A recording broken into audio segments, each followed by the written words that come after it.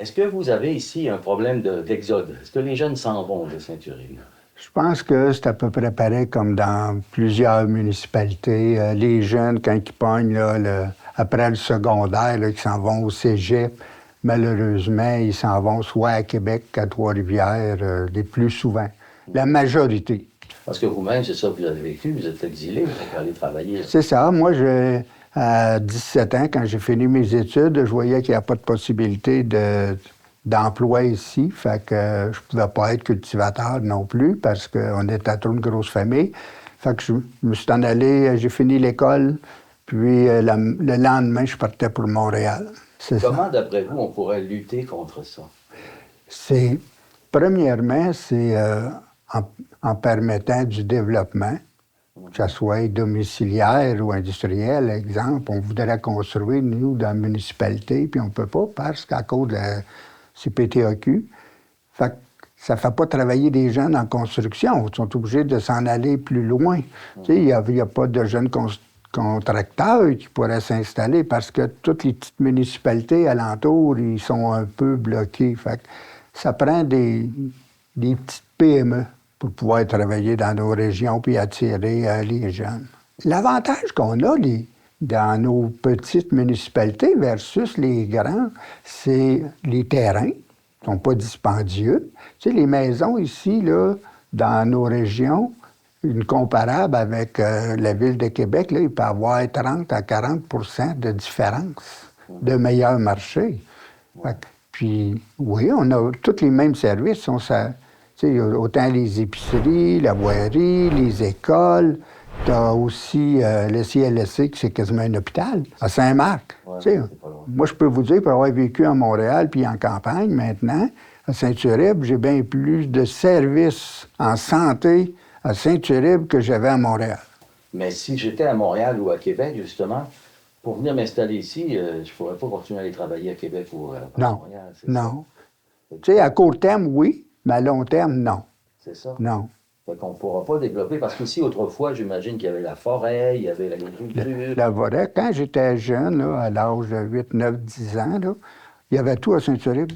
Il y avait des bouchers, des boulangers, des magasins de linge, des quincailleries, il y avait 2 restaurants, il y avait 2 épiceries. On avait tout ici à Saint-Uribe. Ouais. C'est rare qu'on allait à Saint-Casimir. Comment on pourrait revenir à quelque chose comme ça, d'après vous? C'est pas évident, là, parce que le contexte a changé complètement. Là. Oui. Qu'est-ce qui va amener les gens? Ça va être la qualité de vie d'après moi, là, dans le futur. Lorsqu'on était jeune, ils ne parlaient pas de la qualité de vie. Maintenant, en 2026, on parle de la qualité de vie. Puis, la jeune génération, la qualité de vie, c'est de quoi de très important. Mais il y a quelques années, la Chambre de commerce, justement, avait fait une sorte de sondage auprès des jeunes pour savoir qu'est-ce qui les retiendrait dans la région. Puis le premier critère, c'était l'emploi. Comment on pourrait avoir des emplois dans une petite municipalité comme Saint-Uribe? Pourriez-vous avoir un mini-parc industriel ou spécialisé dans quelque chose? Nous, on est plus agricole. Ouais. Parc industriel, je ne vois pas d'opportunité à court terme à cause de l'eau. Quand il arrive à un parc industriel qui a besoin de beaucoup d'eau, ça serait un frein. Ouais. Ouais. Un parc industriel, c'est pas nécessairement des entreprises consommatrices d'eau, ça peut être des entreprises de services, des choses comme ça. Maintenant, tout voyage tellement... Ah oui, mais on est ouvert à ça, là, tout le temps. Tu sais, on a déjà eu ici, juste en face du bureau municipal, là, il y avait une compagnie, là, M. Vallée, qui faisait des meubles, puis tout. Puis à un moment donné, mais il a perdu le contrat parce que ça s'est en allé en Chine, mais il y avait une quinzaine d'employés qui travaillaient ici.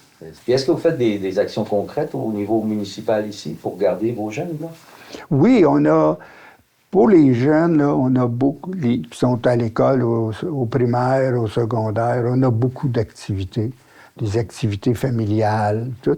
Fait que ça, les jeunes aiment beaucoup ça. Puis surtout là, avec le bénévolat, et on va en avoir encore plus. Fait que c'est le fun parce qu'on a 3 belles familles, tu sais, qui ont plusieurs enfants. Il y a 3 familles qui ont 5 enfants chacun. C'est une belle richesse, ça, pour la municipalité. C'est beau. Ces enfants-là, quand ils vont aller à l'école, après l'école, ils vont aller ailleurs. Ouais, c'est ça. Mais on se croise les doigts, puis on travaille en fonction de pouvoir trouver des avenues pour aller garder le plus longtemps possible. Tu as beaucoup de jeunes qui vont travailler à l'extérieur dans des grosses compagnies, qui vont pas tellement loin, tu sais, et qui font 45 minutes d'auto. Ouais. Puis, qui aiment mieux rester vivre dans Saint-Uribe, à cause, comme j'expliquais tantôt, se construire une maison, là, c'est comme moins cher, puis ça, puis dans le saut de vie. Ouais. Et peut-être qu'effectivement, on peut miser sur d'autres municipalités qui auraient, eux, des donneurs d'emploi. En plein ça. En plein ça. Je sais que Deschambault est en train de développer un secteur pour un parc industriel, mais Saint-Uribe, Deschambault, là, c'est comme ça prend 10-15 minutes max. Est-ce que vous pensez que à l'école, quand ils vont par exemple au secondaire à Saint-Marc, j'imagine qu'ils vont à Saint-Marc, oui. Ici, est-ce qu'on leur parle assez des richesses et du potentiel de leur région? Malheureusement, comment que ça se passe dans les écoles comme telles, je ne suis pas trop au courant. Mais vous posez une question très intéressante. Je pense qu'il devrait y avoir un volet pour développer l'appartenance. Ça aiderait justement à garder nos jeunes. Oui. Si les jeunes étaient plus conscients du potentiel de leur région, il y en a certains là-dedans qui ont l'âme d'entrepreneurs, qui partiraient des entreprises auxquelles on n'avait pas pensé. Qu'on n'a pas pensé. Absolument. Absolument. La Chambre de commerce a lancé son grand défi relève. Puis son idée, c'est d'essayer que tout l'Ouest se mette ensemble pour tenter justement de garder les jeunes. Comment vous voyez ça? Qu'est-ce que l'Ouest pourrait faire? C'est une belle initiative. En ce concertant, là, dans tous les domaines. Tu sais, des petites municipalités, là, si on pousse toutes dans le même sens, c'est comme ça qu'on va réussir. Puis si on laisse décider par les grands centres, ça va être complètement, on va passer à côté du bateau. Ouais. Pour être dans le bateau, il faut le contrôler.